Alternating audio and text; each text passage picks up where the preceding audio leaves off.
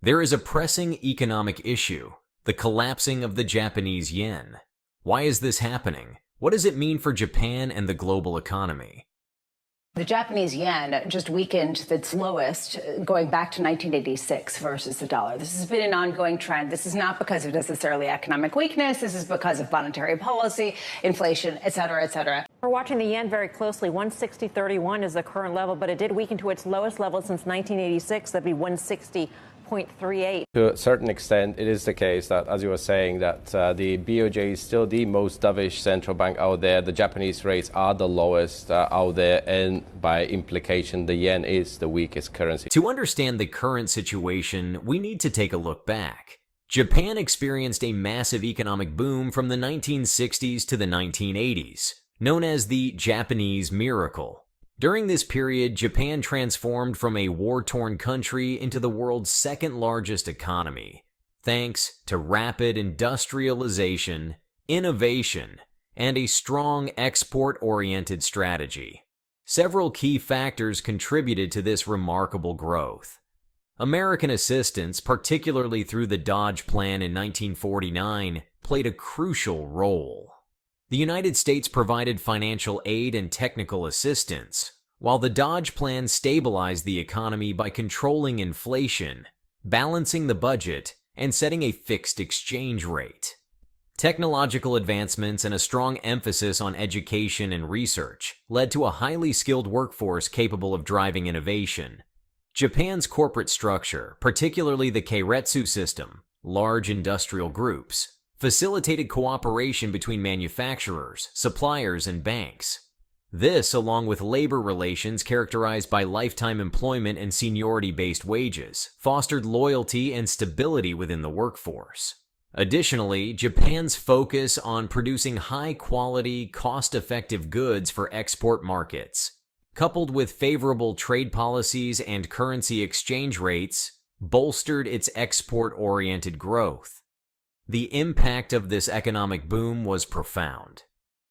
Japan's GDP grew at an average annual rate of 10% in the 1960s and 5% in the 1970s, making it the second largest economy in the world by the 1980s.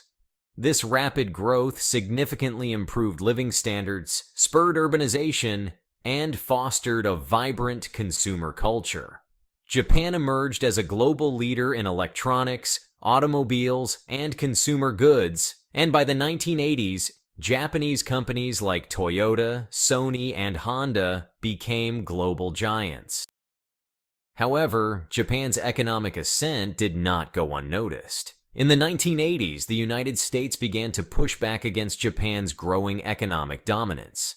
This culminated in the Plaza Accord, where major economies agreed to depreciate the US dollar against the Japanese yen and other currencies. The Plaza Accord, signed on September 22, 1985, at the Plaza Hotel in New York City, was an agreement among 5 major industrialized countries: the United States, Japan, West Germany, France, and the United Kingdom, to depreciate the US dollar relative to the Japanese yen and the German Deutsche Mark. The main goals of the Plaza Accord were to correct trade imbalances by making US exports cheaper and more competitive internationally, and to stabilize volatile exchange rates through coordinated intervention in the foreign exchange markets.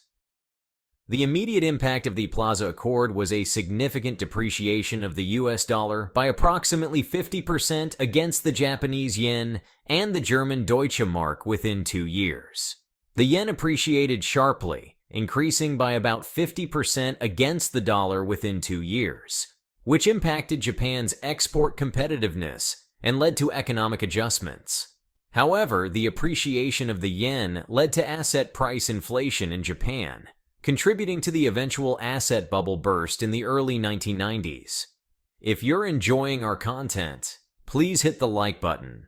To help even more, please leave your thoughts and feedback in the comments. Your engagement helps us grow. Thank you.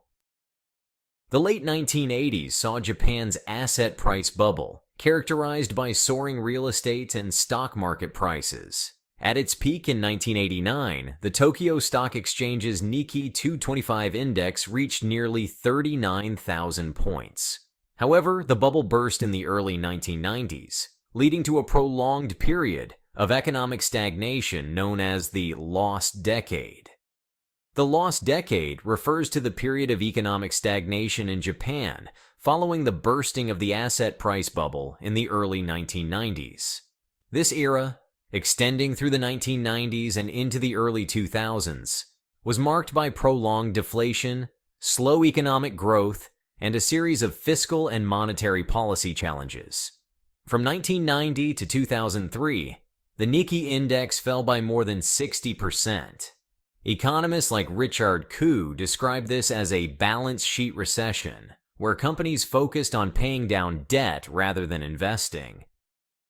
One of the enduring legacies of the bubble burst is Japan's staggering public debt. Japan's debt to GDP ratio has soared, reaching over 250% by 2023, the highest among developed nations. To finance this debt, the Japanese government has relied on cheap borrowing rates. The Bank of Japan has kept interest rates near zero or even negative for decades to stimulate the economy. As of 2023, Japan's 10-year government bond yield was around 0.25%.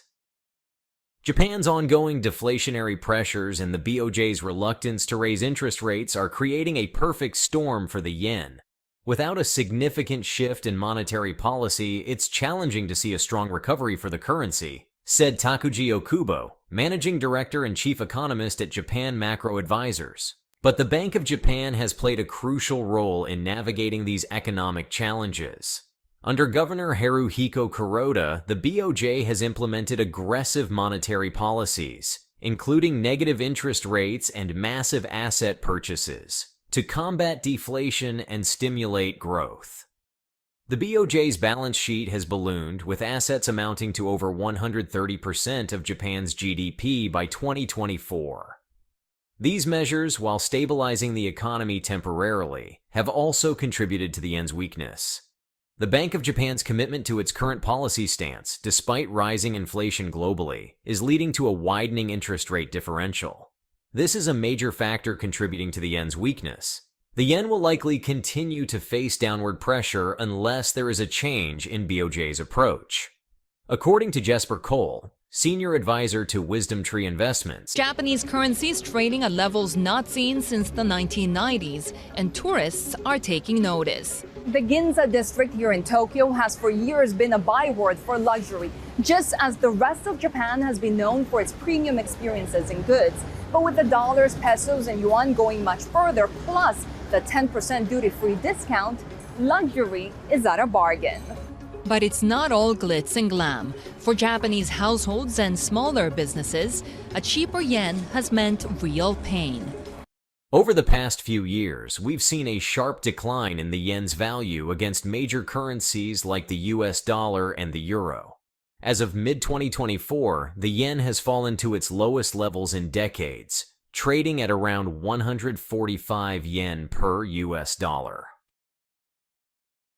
According to Naoya Oshikubo, senior economist at Sumitomo Mitsui Trust Asset Management, the yen's decline reflects the broader challenges facing the Japanese economy, including sluggish growth and an aging population. The BOJ's policies aimed at supporting the economy are inadvertently weakening the yen, making it difficult to find a balance. This decline can be attributed to several factors, including divergent monetary policies, trade imbalances, and investor sentiment. One major factor is the divergent monetary policies of the world's central banks. While the BOJ has maintained ultra-loose policies, the Federal Reserve and the European Central Bank have begun tightening their monetary policies in response to rising inflation. The Federal Reserve raised interest rates multiple times in 2023, with the benchmark rate now at 5.25%, compared to Japan's negative rates. This divergence has led to capital outflows from Japan, further weakening the yen. According to S&P Global Market Intelligence, the US dollar has risen to its highest level against the Japanese yen in more than 32 years. This is due to the central banks in the US and Japan moving in opposing policy directions. The yen has lost more than 23% to the dollar since the start of the year, with more room to fall as the BOJ sticks to an ultra-loose monetary policy. Trade imbalances also play a role. Japan, traditionally an export-driven economy, has seen its trade surplus shrink due to increasing energy imports and supply chain disruptions. In 2023, Japan recorded a trade deficit of 2.2 trillion yen, the largest since 2014. The rising costs of importing energy and raw materials, made worse by the weak yen, have further strained the economy. Investor sentiment and market speculation have further accelerated the yen's decline. In times of global uncertainty, investors often flock to the US dollar as a safe haven, pulling money out of yen-denominated assets. Speculative activities in forex markets have amplified these movements, creating a feedback loop that drives the yen down even further. The weakening yen has profound impacts on Japan's economy. On the positive side, it makes Japanese exports cheaper and more competitive abroad. For instance, automakers like Toyota and Honda have reported increased overseas sales. However, it also raises the cost of imports, particularly energy, which is a significant burden for Japanese households and businesses. Japan, long accustomed to deflation, is now facing inflationary pressures. The weak yen has pushed up the cost of imported goods, leading to higher prices for consumers. According to recent data, Japan's inflation rate reached 3.5% in June 2024, the highest in over a decade. This shift is impacting household budgets and business operations across the country. Japan's demographic challenges compound these economic issues. The country has one of the oldest populations in the world, with nearly 30% of its citizens aged 65 or older. This aging population puts pressure on social security systems and reduces the labor force, which in turn hampers economic growth and productivity.